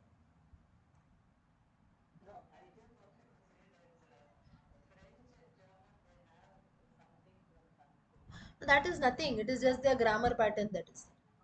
French we cannot say. German little you can say. So maybe why I said French? No, French again belongs to little, you can say, a different family. German little is similar, especially because you have the vibhaktis that are there. So that times at because of that little it gets similar. That's it. Yeah. So maybe like people like her, if you have genuinely studied, you can find some similarity. We can say similarity in the pattern. Now, for that matter, if you see, even in Hindi and languages like that, also there is similarity. It's just that we don't learn it that way. Even the grammar that is there in Sanskrit, when people learn so much of Sanskrit grammar, you actually have grammar for all the languages, right? Be it Hindi or whatever other languages. It's just that we don't study that much in detail, but even in English also for that matter. But we don't know, like Sanskrit, if you see, you have the different vibhaktis, you have the different genders and so on. English, it's not that structured, but yes, we do study uh, grammar there. So little like that you might find similarity, but ran similarity is one thing, and then no directly telling, no, this language has influenced this, little that we have to be very careful. It's not that we are going against the language or something, but little we have to be also logical when we speak something, that too without proofs. So we may not agree, as well as at the same time we not also, you can say, go or believe with things and keep arguing that this is not possible or this is possible. But we have to be logical also, because you tell something to someone, people with, so what the point why I'm trying to tell you this is the facts that come. Though you might like something or you're learning something also, we have to be very open minded when we learn something, because there are things now, especially in case of Sanskrit or Amarkosha, there are many people who learn, but still there is a major chunk of people who are not aware of such things. So their little problem comes that whom should I ask, what should I do? So little there we have to be a bit careful and not directly jump to any conclusion. Okay, let's continue. Barbara kabari tungi khara pushpa jagan. This we learned, right? Ela parani tu suvaha prasna yuktara chasa चाङ्केरी चुक्रिकादन्त शटां पष्टां ललोणिका. अलमेनुजि बर एलापर्णी तु सुवः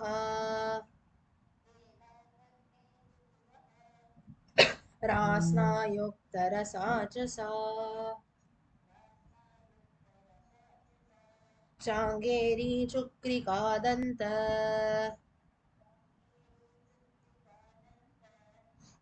शटां पष्टां ललोणिका. कल्पना जी. एलापर्णी तु सुवः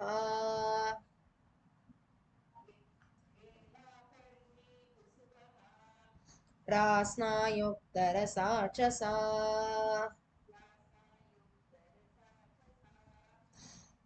चाङ्गेरी चुक्रिकादन्त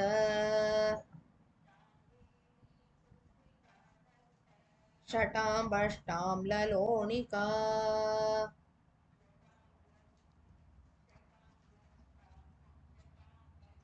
टां ललोणिका. एलापर्णी सुवः रास्नायुक्तरसा च सा चाङ्गेरी चुक्रिकादन्त शटाम्बष्टां ललोणिका. Note the word षटां बष्टाम्ल लोणिका सहस्रवेदी चुक्रोम्ल वेतसशतवेद्यपि नमस्कारी गण्डकारी समङ्गाखदिरेत्यपि सहस्रवेदी चुक्रोम्ल वेतसशतवेद्यपि नमस्कारी गण्डकारी समङ्गाखदिरेत्यपि दीपजी सहस्रवेदी चुक्रोम्ल वेदसशतवेद्यपि नमस्कारी गण्डकारी समङ्गाखदिरेत्यपि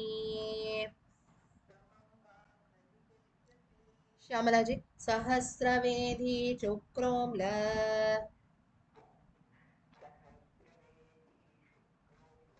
वेदसशतवेद्यपि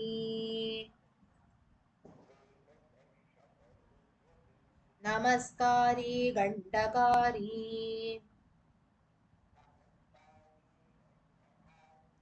समङ्गाखदिरेत्यपि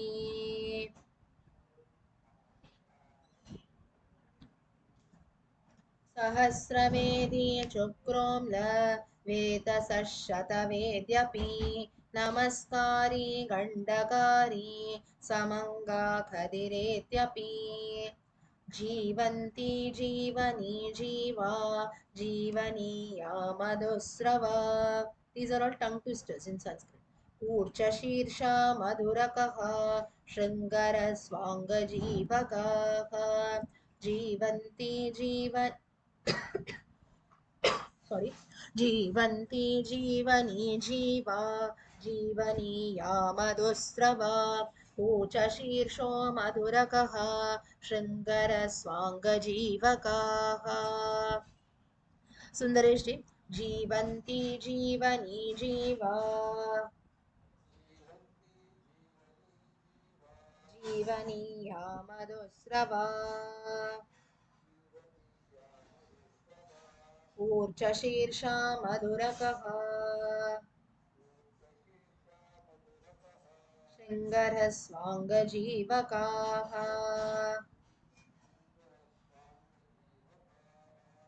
रम्या जी जीवन्ति जीवनी जीवा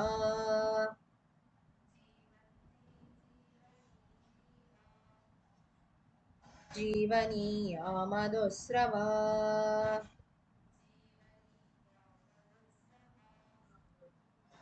कूर्चशीर्षो मधुरकः शृङ्गरस्वाङ्गजीवकाः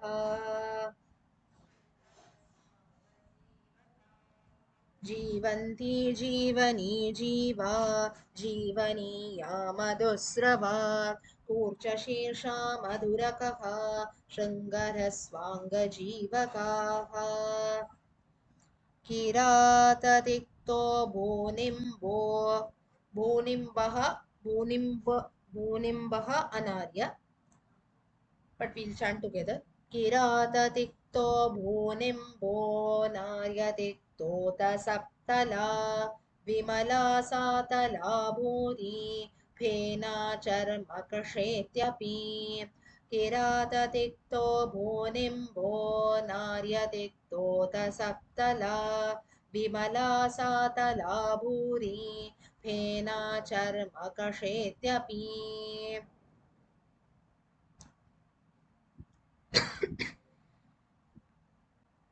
वहेता जी विमला किराततिक्तो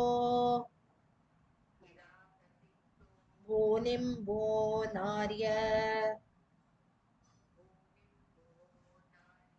तिक्तोत सप्तला विमला सातला भूरि फेना चर्मकषेत्यपि सुंदरेश जी किराततिक्तो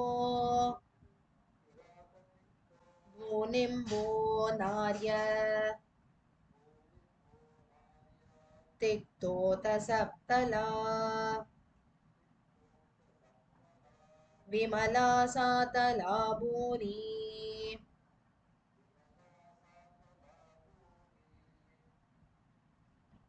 फेनाचर्मकषेत्यपि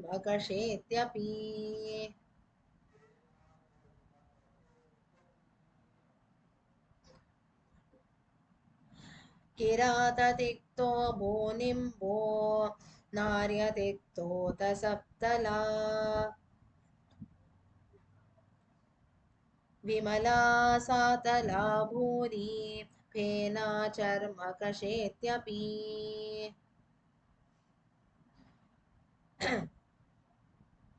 वायसोनी स्वादुरसा म्यूट योरसेल्फ वयस्थातमकूलकः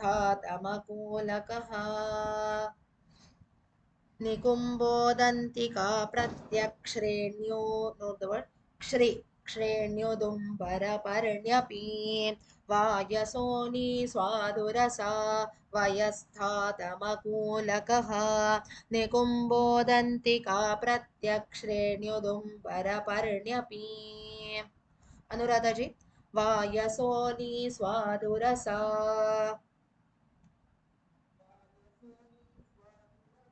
वयस्थातमकूलकः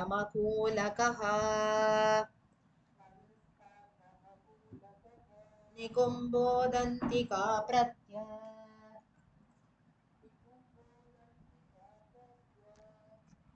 श्रेण्युदुम्बरपर्ण्यपि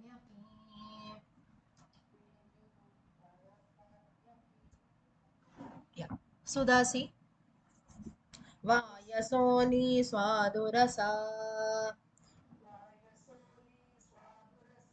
वयस्थातमकूलकः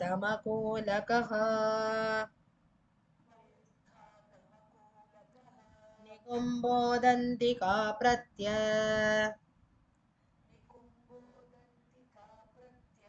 श्रेण्युदुम्बरपर्ण्यपि वायुसोनी स्वादुरसा वयस्थातमकूलकः निकुम्बोदन्तिका प्रत्यक्षेण्युदुम्बरपर्ण्यपि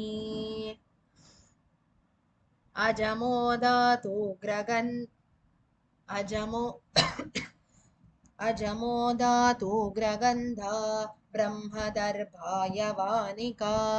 मूले पुष्करकाश्मीर पद्मपत्राणि पौष्करे अजमोदातुग्रगन्धा ब्रह्मदर्भायवानिका मूले पुष्करकाश्मीर पद्मपत्राणि पौष्करे कामाक्षि अजमोदातुग्रगन्धा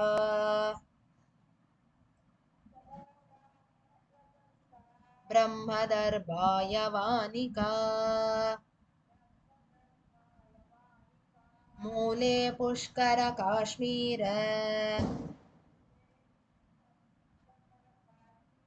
पद्मपत्राणि पौष्करे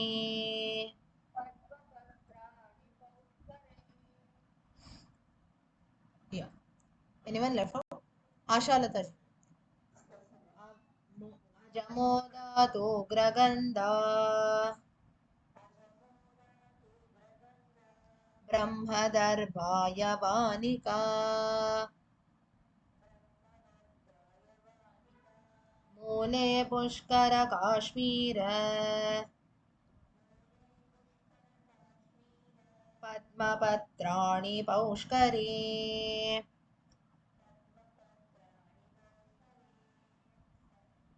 yeah. अजमोदातुग्रगन्धा ब्रह्मदर्भायवानिका मूले पुष्करकाश्मीर पद्मपत्राणि पौष्करे Bhuvneshwari ji, you're left out. I'll call you next. Oh, okay. अव्यथातिचरा पद्मा चारटी पद्मचारिणी काम्पिल्य नो द वर्ड काम्पिल्यः कर्कशश्चन्द्रो चन्द्रः प्रेक्ष्य विसर्ग रक्ताङ्गो रोचनीत्यपि अव्यथातिचरा पद्मा चारटी पद्मचारिणी काम्पिल्यः कर्कशश्चन्द्रः रक्ताङ्गो रोचनीत्यपि भुवनेश्वरी जी अव्यथातिचरा Padma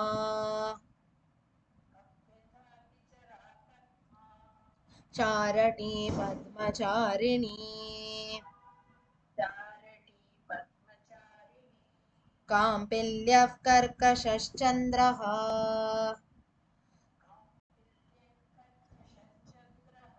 रक्ताङ्गो रोचनीत्यपि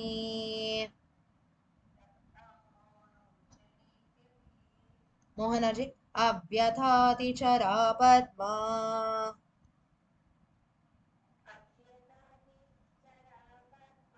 चारटी पद्मचारिणी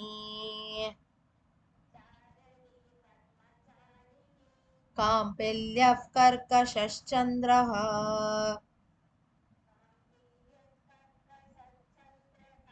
रक्ताङ्गो रोचनीत्यपि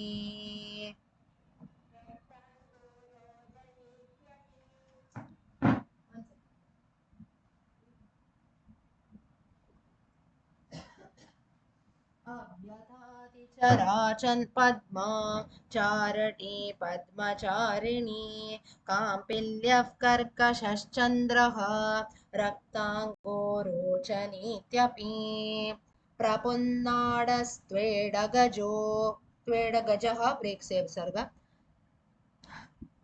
Oh, here is it dadu or duda? Dadu, right? What is given in your texts? Anyone having a book? Huh?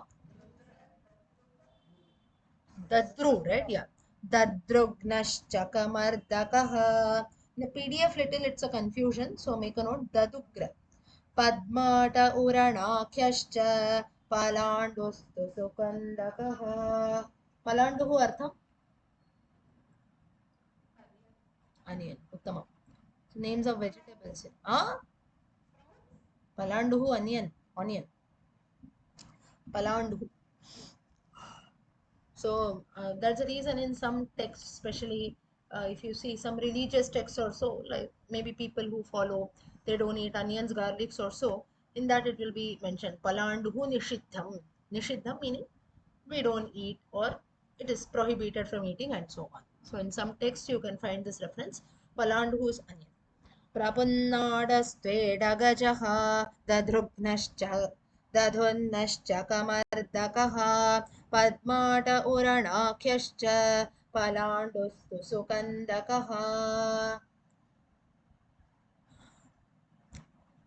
Sarvesh प्रपुन्नाडस्त्वेडगजः दधुघ्नश्च कमर्दकः पद्माट उरणाख्यश्च पलाण्डुस्तु सुकन्दकः Shambhavi प्रपुन्नाडस्त्वेडगजः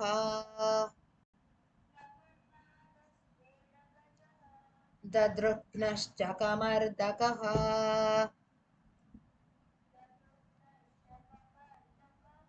पद्माट उरणाख्यश्च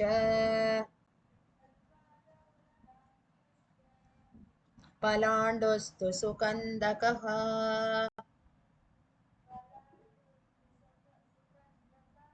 प्रपुन्नाडस्त्वेडगजः दधुघ्नश्च कमर्दकः पद्माट उरणाख्यश्च पलाण्डुस्तु सुकन्दकः लतार्कदुद्रुमौ तत्र हरिते तमहौ दशम् लशुनं लशुनम् अर्थं गृञ्जना गृञ्जनकम् अर्थं कैरेट उत्तमम् लशुनं गृञ्जनारिष्टम् Narishtamaha. Let us stand together. Lashunam Grinjanarishtamah Kandarasonakaha. Now here, Latarka Dudrumau, the Hariteta Mahoshadam, that is leafy vegetables that have some medicinal properties. So now usually if you see leafy vegetables are quite healthy. So usually people we have that, right? Apart from that, there are some like maybe you can consider uh, pudina or maybe for uh, what else is medicinal tulsi some people eat. Some people do not consume tulsi because we offer it for Lord Vishnu, but some people you eat it in tea or something like that, so that is having some medicinal property. That is this reference hariteta mahaushadam. So leafy vegetables or green vegetables, they are quite healthy. लतार्कदुद्रुमौ तत्र हरिते तमहौषधम् लशुनं गृञ्जनारिष्टमः कन्तरसोनकाः. श्रीकरि. लतार्कदुद्रुमौ तत्र हरिते तमहौषधम् लशुनं गृञ्जनारिष्टमः कन्दरसोनकाः. श्रीराम. लतार्क दुद्रुमौ तत्र हरितेत महौषधम् लशुनं गृञ्ज नारिष्ट महाकन्दर सोनकाः. लतार्कदुद्रुमौ तत्र हरितेतमहौषधम् लशुनं गृञ्जनारिष्टमहाकन्दरसोनकाः. Okay, time is up. We'll stop here.